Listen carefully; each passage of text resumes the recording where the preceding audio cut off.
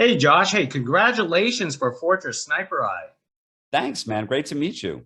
Hey, great to meet you too. So let's ask that basic question. What attracted you to direct this project?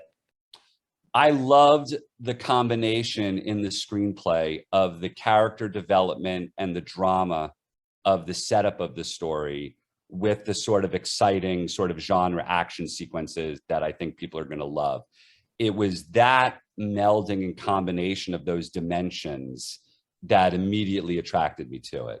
And I just thought it was great. I had not done an action movie before. And when I read it, it was just this visceral instinct, like this is the first one to try. You know, this is the one to do this because the acting and the character and the performance was going to sort of get me into it. And then I would have a great learning experience with the action sequences, which I feel like I did. And so I'd say it was that. It was great writing. It was really powerful storytelling. I just loved it. So how did you want to approach a film like this as your first film, action film per se? Yeah, I mean, well, the dramatic machine, the dramatic material, because my prior work, sort of comes from like an indie drama background. So I knew that I felt very confident and comfortable with that kind of material, even the intense material. I felt confident with that. It was literally the action scenes. Those were the scenes that I really wanted to focus on. And look, I learned, surround yourself with good people and you're going to look good. So I began my dialogue with the stunt coordinator. This is honest to God truth. Before I even got out of the airport, when I landed in San Juan, I was on the phone with the stunt coordinator walking to the baggage claim. And I told him, start rehearsing immediately. Like start now, start tomorrow. And send me little iPhone videos of your rehearsals and come to the office and act out some of the stuff. And he did. And it really made it was really the way to do it. So I'd say that the preparation for the action scenes is really where it sort of came alive for me. And it gave me a lot more confidence. When you go on set, you still have to practice.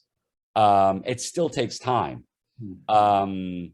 Because you learn that the choreography is set in advance, but you still need it to look natural on camera. So it's still a process of getting through that. But it was so much fun.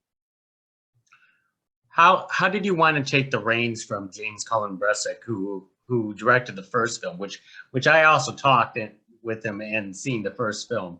This is almost like a continuation of that film. Yeah. And, and I didn't know James on either a personal level or a professional level before I went down to San Juan. I hadn't met him. I've since watched his film and I thought it was great. So, it was marvelous to take the reins from him. But I didn't have any relationship with him. I didn't know him. When they sent me the screenplay, they were shooting the first one. So when I went down there to start pre-production, I looked at some of his dailies just to sort of get a sense, even though I had a different DP. Mm-hmm. And so me and my DP, we sort of looked at the dailies and we talked about it and we're like, wow, this is great. This is James's style here, but I kind of have a different sort of view of the story. And the screenplay was different, so the screenplay was different. So I wasn't really looking to emulate James in any way. I'm not saying anything disrespectful to his styling at all. It's great, but the material was different. So because of that, I felt really emboldened to run with it in my own visual direction. So how immediate was the start of your production to the end of their production? It was, I think there was a few days where the production office was recuperating or clearing out, reports or whatever it was. I'm a little fuzzy on the exact dates, but when I landed in San Juan, it was maybe a few days to maybe a week at most before we started proper pre-production. And in those few days, I did a little bit of work on the screenplay. I met everybody. I was talking to actors. I was getting my last conversations in with my wife and daughter. That was a few days, and then that was it. But it was very, very close, the schedule. Did it make it easier that you got to work with the same cast who's familiar with the characters and the same set production? Absolutely. I'm sure it did. I will say, though, that it was easier that they knew their characters for sure, but it was still challenging in a really fun way that the story of this film was, to me, qualitatively different than the first film.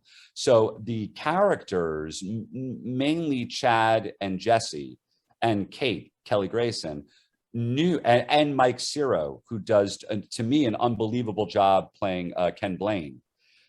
They all wanted to do different things, different explorations with the character this time. So that was incredibly fun because I thought the material called for that. I didn't want them to play the character exactly the same way they did the first one, and they didn't. So, but they still had digested the kind of deeper levels of the character. They still had really subsumed, who they were. So yes, I'm sure that assisted matters. Tell us about the production set, because this film is called Fortress, and it's because it's named after the I want to say quasi-retirement home bunker, which, right. Right. which you get to use. Yeah. So the set was one of the things. So I saw a few of James's dailies before I went to the place. And the first time I saw it with the lights, I fell in love with it. I was like, holy cow, this is freaking great. I can't believe it. This is the set. And the line producer was like, yeah, we're going to go the day after tomorrow. So I thought the set was unbelievable. I thought Peter Cordova, the designer, and his whole team, the construction shop down that works with Pimienta in San Juan, built it. And it was just amazing. I mean, it was so much fun. And Vern Nobles, the DP, had such a fun time lighting the set. He did a different lighting schema than James's DP. And I thought they both worked great. But Vern loved the set. I loved it. Great. Now, of course, everyone's going to ask you is, Bruce Willis, of course. And and I do have to admit, for the past, couple years, Bruce Willis is probably one of the most hardest working actors, as he, churned out a lot of, films. What was your experience like working with one of Bruce Willis's last films? It was an honor and a joy and a dream come true. And he could not have been nicer. First time I met him, he gave me a Jolly Rancher as a little gift, like a kickoff gift. I thought it was hilarious. He was totally present. He was totally charismatic. He absolutely responded to direction. He absolutely was totally professional in how he worked. And I just could not say enough positive things about it. He played a slightly different character in this film than he would have played 25 years ago. But geez, who wouldn't be playing a different character 25 years later? But his presence and his legendary charisma were absolutely still present. So it was an incredible joy, and everybody on the cast felt it as well. That is great. Now, I just want to take a note of Chad Michael Murray, is because I thought he was a psycho in the first Fortress film, but you made him turn up a few dial a few more notches in this. What notes did you give him, saying, could you play a little more crazier? No, I didn't say that. I didn't say that. It's so funny that's, I think it's wonderful and funny in a great way that's your response. Because if anything, we were looking to round out his character with a little more emotional basis. So his relationship with Sasha in the film is a huge dimension of what's motivating him. So on the surface, it may look, you know what I'm saying, like he's a little bit more, crazy and psycho, but that wasn't our conversations. We were talking about him and his wife, and we were talking about him and his vengeance against Robert, and that he saw this as his chance to do it. But no, I don't, and I'm not impugning you for asking, but I don't talk to actors in the way of like, just make it crazier. Like I'm always looking to talk about it in like an authentic way to the actual character, Now, since you have your first action film under your belt, do you want to do more, or you're heading back to dramas again for yourself? No, I definitely want to stay with this. I truly, truly do.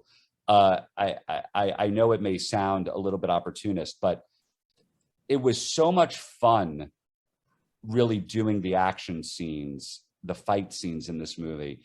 And I will admit, it was more challenging than I thought it was going to be, but it was also so much more rewarding than I thought it was going to be. So much more. When I first was doing it, I was still finding my bearings a little bit with it, but it wound up being so rewarding working the choreography, working with the stunt teams, getting it to work for camera. It was incredibly challenging, but I loved it. I would definitely want to do more. Most definitely. And this was a perfect launching pad for your first action film, Josh. So this is terrific.